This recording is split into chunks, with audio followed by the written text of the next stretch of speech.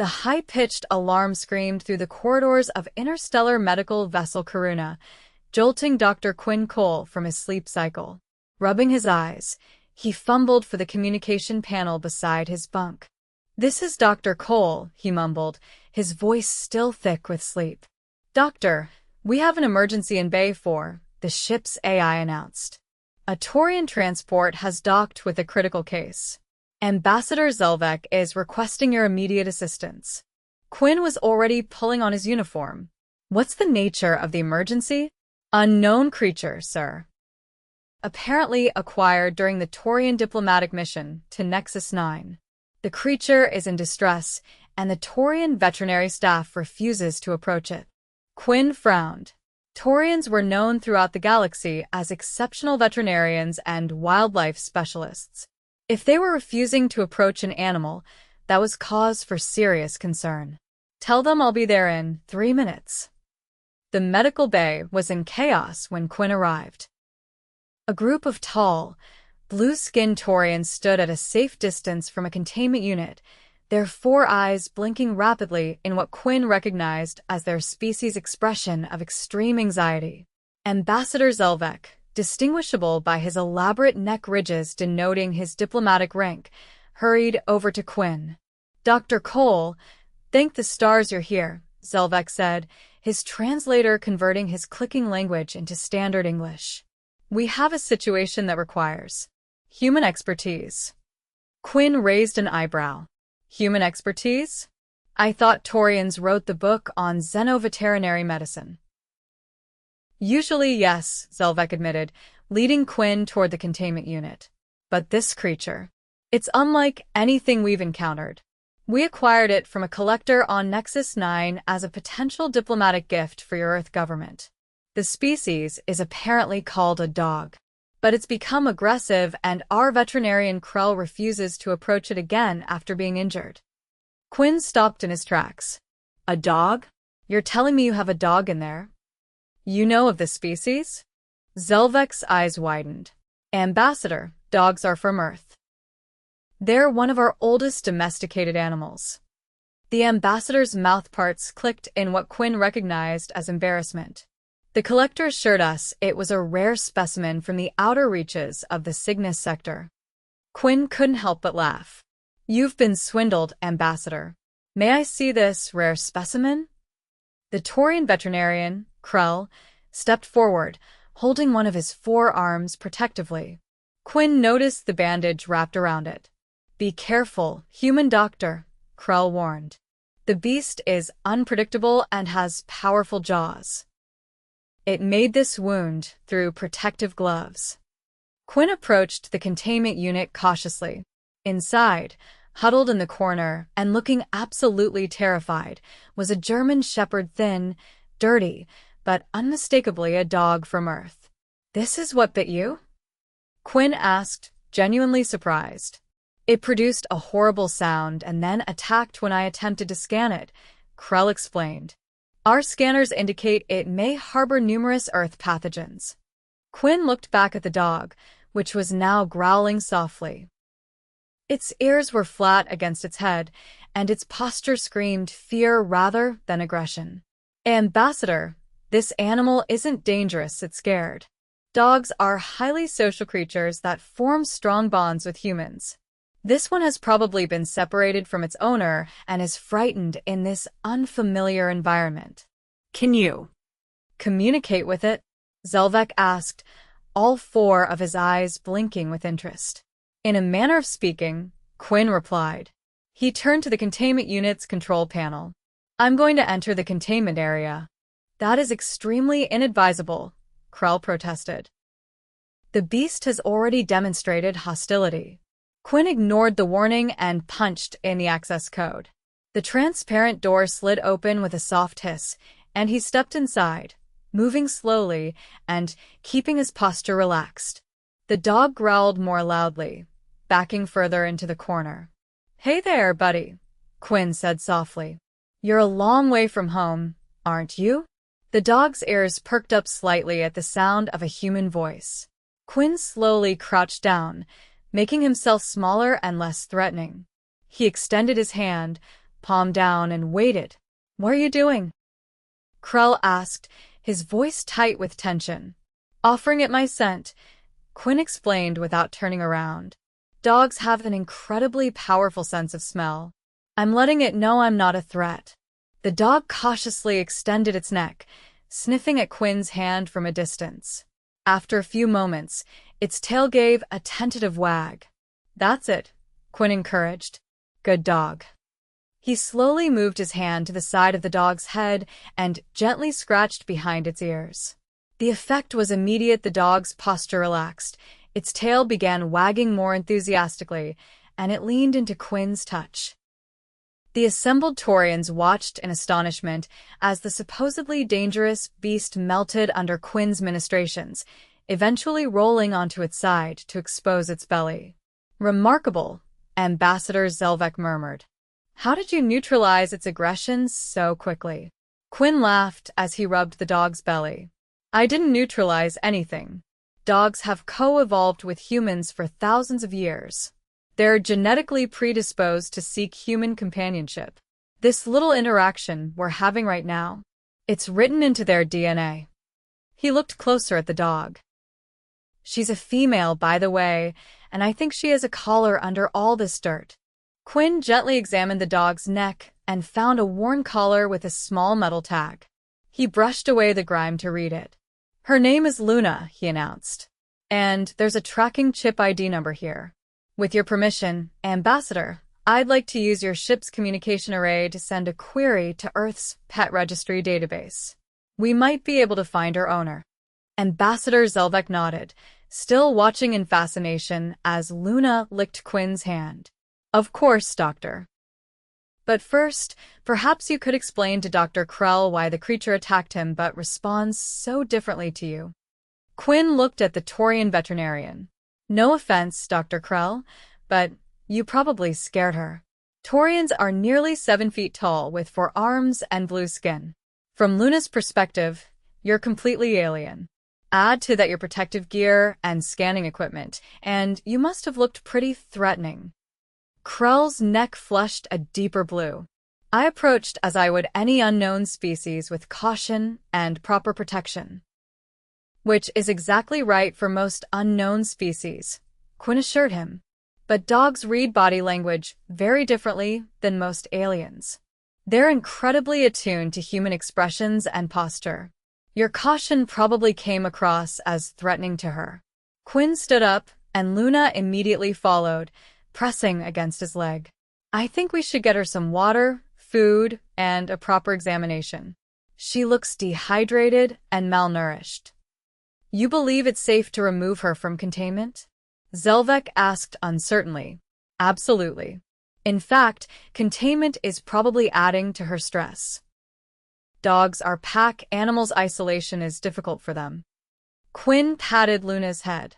"Ambassador, if you don't mind my asking, how much did you pay for this rare alien species?" Zelvek's eyes narrowed.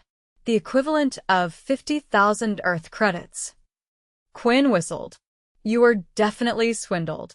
On Earth, you could adopt a dog like this for less than 100 credits, sometimes for free." "Free?" Krell sounded incredulous. "But they are clearly valuable companions." "Valuable, yes, but not in terms of currency," Quinn explained as he led Luna out of the containment unit. "The Taurians gave them a wide berth. Their value is in the companionship they provide. Dogs have been human partners for over 15,000 years." In the main medical bay, Quinn ran a basic scan on Luna, confirming his suspicions she was undernourished and dehydrated, but otherwise in reasonable health. As he worked, he explained the history of dog domestication to the fascinated Taurians. "So, these creatures voluntarily formed a symbiotic relationship with humans?" Krell asked, watching from a safe distance as Quinn provided Luna with water and some protein cubes that his scan indicated would be safe for her digestion. "That's the current theory," Quinn confirmed. "Wolves that were less afraid of humans had better access to food scraps around human settlements. Over generations, they evolved into dogs, and humans selected for traits that made them better companions and workers." Luna had devoured the protein cubes and was now lying contentedly at Quinn's feet. I have never seen such trust develop so quickly, Krell observed. And you say these animals perform work for humans? All kinds of work. They herd livestock, hunt, protect property, assist people with disabilities, find missing persons, detect contraband or explosives, and provide therapy. They're also simply companions members of human families. Ambassador Zelvek stepped closer, still keeping a respectful distance. Dr. Cole, would you be willing to serve as a cultural liaison regarding this creature? I believe we have much to learn. Quinn smiled. I'd be happy to. And the first lesson might be for Dr. Krell if he's willing to try a different approach with Luna. The Taurian veterinarian hesitated. I would be interested in learning your technique. Great. First, remove your protective gear. Luna can sense your fear through it anyway, and it makes you look more threatening. Krell reluctantly removed his protective suit and gloves, revealing his natural blue skin and the fine scales that covered his arms. Now, approach slowly but confidently. Keep your posture relaxed. Dogs can smell fear and anxiety. Krell moved forward cautiously. Luna's ears perked up, and she watched the alien approach. Hold out your hand like this, Quinn demonstrated with his palm down. Let her sniff you. The Taurian mimicked the gesture, extending one of his forehands. Luna stretched her neck, sniffing cautiously. Good. Now, slowly, very slowly, try to scratch behind her ears like I did. Krell's hand trembled slightly as he reached toward Luna's head. The dog tensed momentarily, but Quinn stroked her back reassuringly, and she allowed the Taurian to touch her. When Krell's fingers found the spot behind her ears, Luna's tail began to wag. I'm communicating with it, Krell said, his voice filled with wonder. She's enjoying that, Quinn confirmed. You're building trust. Over the next few hours, Quinn used the ship's communications to contact Earth's pet registry. Luna's tracking chip revealed she belonged to a family in New Seattle, Earth's largest orbital colony. They had reported her stolen 6 months earlier during a vacation on the resort planet Vega Prime. The database says her full name is Luna Starlight, Quinn told the Taurians. She belongs to the Chin family. They've been looking for her ever since she was taken. Stolen. Ambassador Zelvek's neck ridges darkened with anger. We were sold stolen property. Unfortunately, there's a black market for exotic pets throughout the galaxy, Quinn explained. Someone must have taken her from Vega Prime and sold her to your collector on Nexus 9. This is a diplomatic embarrassment, Zelvek muttered. But perhaps also an opportunity. He turned to his aides. Contact the human ambassador immediately. I wish to personally escort this Luna Starlight back to her family. We will make a ceremony of it. Quinn smiled. That's actually a brilliant move, Ambassador.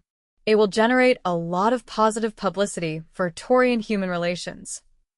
And, Krell added, his confidence growing as Luna now sat comfortably beside him, I would be interested in learning more about Earth veterinary practices regarding these companions. Perhaps a cultural exchange program. I think that could be arranged, Quinn said.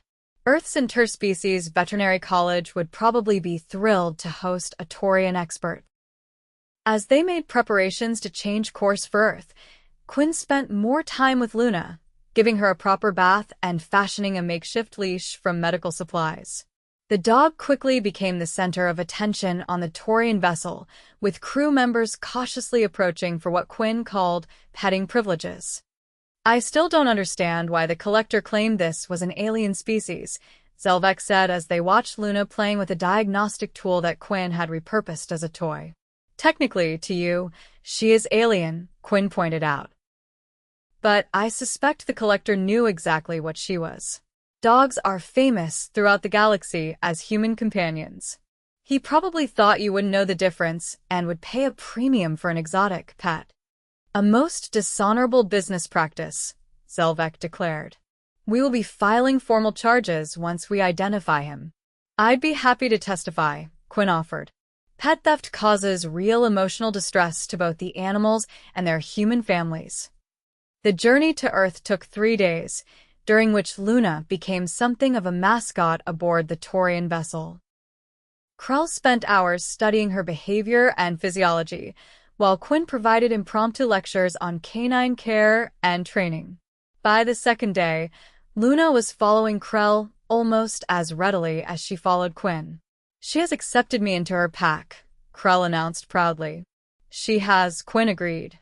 "Dogs are remarkably adaptable. That's part of why they've been such successful companions to humans across vastly different environments and cultures." Upon reaching Earth orbit, they were greeted with considerable media attention. The story of a stolen dog being returned by Taurian diplomats had captured the public imagination, and the docking bay was filled with reporters and cameras. The Chin family was waiting as well, 2 parents and 3 children, all looking anxious and hopeful. When Quinn emerged with Luna on her makeshift leash, the dog froze for a moment, then began pulling forward so hard that Quinn could barely hold her back. Luna, the youngest child, cried out, and the dog began barking excitedly, straining toward her family. Quinn released the leash, and Luna bounded across the docking bay, nearly knocking over the children as she reached them, licking faces and wiggling with joy. There wasn't a dry eye in the docking bay. Even some of the Taurians were blinking rapidly, their equivalent of emotional tears. Ambassador Zelvek stepped forward for the formal presentation, with Krell beside him. "On behalf of the Taurian Confederation, we are pleased to return Luna Starlight to her rightful family. We regret that one of our citizens was involved in her unlawful separation from you." Mrs. Chen, still wiping tears, looked up from where she was kneeling beside Luna. "Ambassador, you've given us back a member of our family. We can never thank you enough." The ambassador inclined his head. "It is we who have learned much from this experience. Dr. Cole has educated us about the special bond between humans and these remarkable animals." The ceremony concluded with the signing of a new cultural exchange agreement between Earth and Taurus Prime, specifically focused on veterinary sciences and companion animal studies. As the event wound down, Quinn found himself standing with Krell, watching Luna playing with the Chin children. "I owe you an apology, Dr. Cole," the Taurian veterinarian said. "I approached the situation with arrogance, believing my knowledge of xenobiology was comprehensive." Quinn shook his head. "No apology needed. You approached an unknown species with appropriate caution. That's good medicine. But you knew immediately how to connect with her." "Only because she's from my world," Quinn pointed out. "Put me in a room with a Jovian spine crawler, and I'd be just as lost as you were with Luna." Krell's mouth parts clicked in amusement. "Perhaps. But I have learned an important lesson about the limitations of technology and protective barriers when building trust with the patient." Quinn smiled. "That's true for most species, including humans. Sometimes the best medicine is simply showing you're not afraid." As they prepared to part ways, Ambassador Zelvek approached Quinn with a formal offer. "Dr. Cole, the Taurian Medical Council would like to invite you to spend a rotation on our homeworld, teaching our veterinarians about Earth animals. It seems there is much we can learn from each other." Quinn looked surprised. "I'm honored, Ambassador, but I'm a human doctor, not a veterinarian. Yet you knew more about connecting with this creature than our most experienced animal specialists," Zelvek pointed out. "Sometimes, Doctor, expertise comes from unexpected sources. Will you consider it?" Quinn thought about it for a moment, then nodded. "I'd be delighted to. And perhaps Dr. Krell would consider a reciprocal visit to Earth's Interspecies Medical Academy." Krell stepped forward. "I have already requested a sabbatical for that purpose. There is clearly much more to learn about interspecies connections than I had realized." 6 months later, Quinn found himself in a large teaching hall on Taurus Prime, surrounded by blue-skinned veterinary students, all watching intently as he demonstrated basic handling techniques with a golden retriever named Rusty, the first Earth dog officially imported to the Taurian homeworld. "The key," Quinn explained, scratching behind Rusty's ears while the dog leaned contentedly against him, "is understanding that trust is established not just through medical competence, but through connection. For many species, including dogs and humans, touch is fundamental to that connection." In the front row, Dr. Krell nodded in agreement, his own therapy dog, a rescue beagle named Stellar, sleeping peacefully at his feet. Since his visit to Earth, Krell had become the leading advocate for establishing a companion animal program on Taurus Prime, with a focus on the therapeutic benefits for both species. "Before we conclude today's session," Quinn said, "I want to share some good news. The Interstellar Trade Commission has officially classified dogs as sentient companion species, not exotic pets. This means they are now protected from trafficking throughout all Galactic Union territories." The announcement was met with approving clicks and hums from the Taurian students. And Quinn continued, "The first official canine Taurian therapy program begins next month at Central Hospital. Dr. Krell will be overseeing the project, which will study how these Earth animals might help Taurian patients with stress-related conditions." After the class, as Quinn and Krell walked through the campus gardens with their dogs trotting alongside them, the Taurian veterinarian reflected on how much had changed. "It is remarkable to think that our diplomatic mission to acquire an exotic gift led to all this," Krell said, watching as Stellar and Rusty played together on the purple grass of Taurus Prime.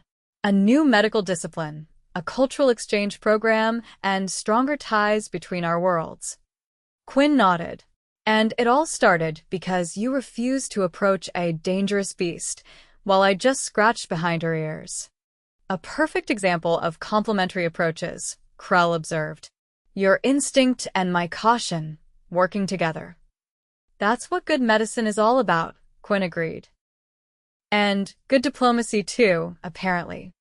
As they watched the dogs playing under the light of Taurus Prime's 3 moons, Quinn reflected on how the universe often brought different species together in unexpected ways. What had begun as a misunderstanding had blossomed into something much more significant, a bridge between worlds built on the simple foundation of understanding and respect. The Taurian Human Veterinary Exchange Program eventually expanded to include 17 other species, each bringing their own unique perspectives on animal care and interspecies bonding. Luna Starlight, the dog who had started it all, became something of a celebrity on Earth, even featuring in educational programs about responsible pet ownership and the dangers of exotic animal trafficking. And whenever new Taurian veterinary students expressed fears about handling Earth animals, their professors would tell them the now famous story, "Remember Dr. Krell, who refused to approach the beast, and Dr. Cole, who simply scratched behind its ears." It became shorthand for an important principle in interstellar medicine. Sometimes, the most sophisticated approach is also the simplest, recognizing that beneath our alien exteriors, many needs and responses are universal. The diplomatic incident that had begun with a stolen dog had ultimately revealed a truth that resonated across species boundaries, that care, compassion, and connection were the foundation of healing, regardless of how many limbs, eyes, or technological advances one possessed.